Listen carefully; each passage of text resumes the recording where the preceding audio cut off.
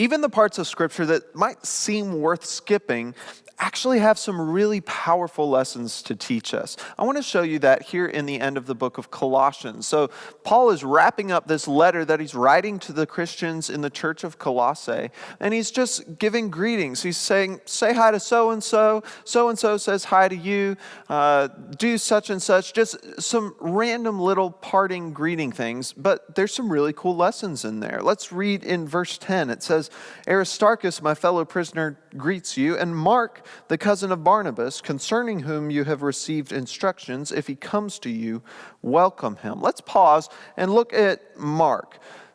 You might recognize the name Mark here, and that's because we've seen it earlier in the Bible. For one thing, if you think about the four Gospels, Matthew, Mark, Luke, John, right? Mark is the one that wrote the second Gospel that we have in our New Testament. But he wasn't always a person to really look up to. If you look back in Acts chapter 15, Mark was actually a source of some serious drama in the church and actually a really, really sad situation. So Paul had a companion named Barnabas, and they went on a long missionary journey together. They went around and were preaching the gospel in places where it had not been preached before.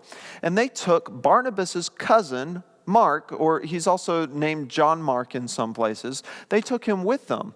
But partway through, things got a little tough, and Mark decides to leave them and go elsewhere. Well, that doesn't sit very well with Paul.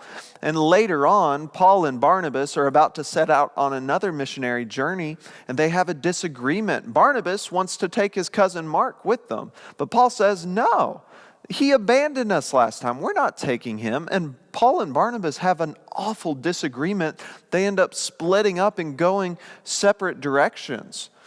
Well, we come back to Mark here at the end of the book of Colossians, and Paul says, you've received instructions about Mark. Specifically, if he comes to you, welcome him. So it seems like this what Paul is holding in his heart against Mark seems to be subsiding a little bit, that Mark might be approaching a little bit of redemption. And this isn't the last time we see Mark in the Bible. If you go to 2 Timothy, which is the last letter that we have that Paul wrote, at the very end of it, he says, bring Mark to me because he's very useful to my ministry. Paul, at the end of his life, is no longer saying, no, I'm not taking that guy with me. Paul is sitting in a prison cell and he's saying, please send Mark. I want Mark to be here with me as I'm in these most difficult parts of my life. From this, we can learn that the mistakes you make when you're young don't have to define your life. God works in our hearts and He matures us and He changes and transforms us for His glory. It's such an encouraging thing. But if you read on down to Luke, down to verse 14, we see Luke, the beloved physician, greets you. This is a really cool thing. That's the second. The third gospel you see in the New Testament was written by Luke. He's a faithful friend who's with Paul really to the end. But then it brings up, as does Demas.